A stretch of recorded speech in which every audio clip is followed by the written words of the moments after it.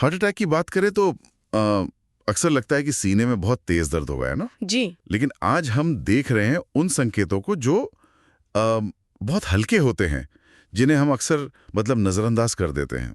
हमारे पास एक audio source है जो इन्हीं छुपे हुए लक्षणों की बात करता है। जी। समझना ये है कि शरीर कैसे धीरे से हमें बताने की कोशिश करता है। तो चलिए शुरू करते हैं। देखिए, दिल तक जो खून ले जाने वाली नसें हैं, आर्टरीज, उनमें जब रुकावट बनने लगती है, कहानी वहीं से शुरू होती है। और ये रुकावट एकदम से नहीं आती, धीरे धीरे बनती है। बिल्कुल। और यहीं पर मामला थोड़ा ट्रिकी हो जाता है, जी। क्योंकि शुरू में लक्षण इतने हल्के हो सकते हैं कि पता ही नहीं चलता। अक्सर लोग सोचते हैं अरे ये तो गैस होगी या बदहजमी है, टाल देते हैं। पर वो अनदेखी वो आगे चलकर दिक्कत दे सकती है, क्योंकि ब्लॉकेज तो बढ़ ही रहा है अंदर। मतलब सिर्फ वो भयानक दर्द नहीं, बल्कि सीने में हल्का सा दबाव या खिंचाव, जकड़न, भारीपन, ये भी इशारे हो सकते हैं। लेकिन ये तो जैसे कहा ज्यादा खा लिया या बदहजमी हुई तब भी लगता है, इसमें फर्क कैसे करें फिर? अच्छा सवाल है। देखिए, जानकारी ये बताती है कि जो बदहजमी वाला भारीपन है ना, वो आमतौर पर खाने के बाद होता है और थोड़ी देर में ठीक भी हो जाता है। लेकिन जब दिल पर दबाव वाला भारीपन होता है, वो कभी भी महसूस हो सकता है। वजह यह कि दिल को खून पंप करने में जोर लगाना पड़ रहा है, चाहे आपने खाया हो या न खाया हो।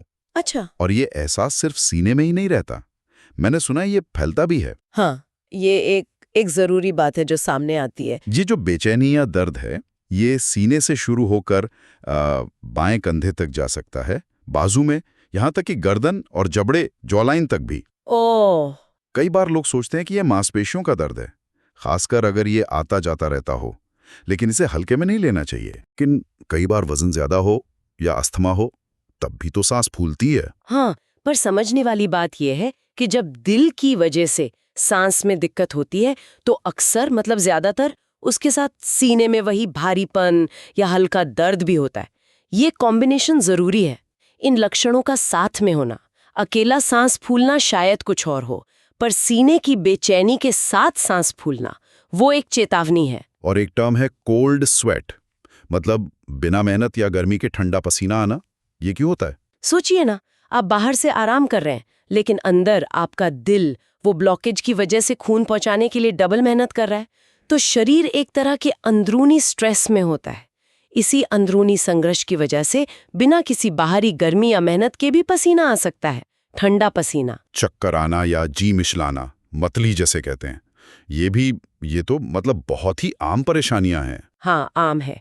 और सोर्स इन्हें वेगस नर्व से जोड़ता है। ये नर्व दिमाग को दिल और पाचन तंत्र दोनों से जोड़ती है।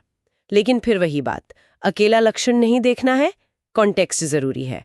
अगर चक्कर या मतली के साथ मान लीजिए सीने में भारीपन भी है, या सांस लेने में दिक्कत है, या जबड़े में दर्द, तो फिर ये सिर्फ आम बात नहीं, ये दिल का संकेत हो सकता है। और बिना किसी वजह के बहुत ज्यादा थकान लगना, फटीग, इसका क्या कनेक्शन है? यहाँ देखिए, शरीर कितना स्मार्ट है। जब दिल ठीक से खून पंप नहीं कर पाता ना, तो शरीर क्या करता है, वो जरूरी अंगों को, जैसे दिमाग, लिवर, किडनी, इनको पहले खून भेजता है और हाथ पैरों में सप्लाई थोड़ी कम कर देता है। अच्छा। नतीजा, आपने कोई खास काम नहीं किया, फिर भी जबरदस्त थकान महसूस हो रही है। ये शरीर का एक तरह से एक खामोश इशारा है। और आखिर में घबराहट, बेचैनी सी, ये तो चिंता या तनाव में भी होता है। बिल्कुल होता है। लेकिन फर्क ये है कि अगर बिना किसी साफ वजह के, मतलब कोई बाहरी कारण नहीं दिख रहा, और अचानक तेज घबराहट हो, और खास तौर पे अगर उसके साथ सीने में कोई भी हल्की सी असहजता हो, भारीपन, दर्द, तो ये सामान्य चिंता से अलग हो सकता है।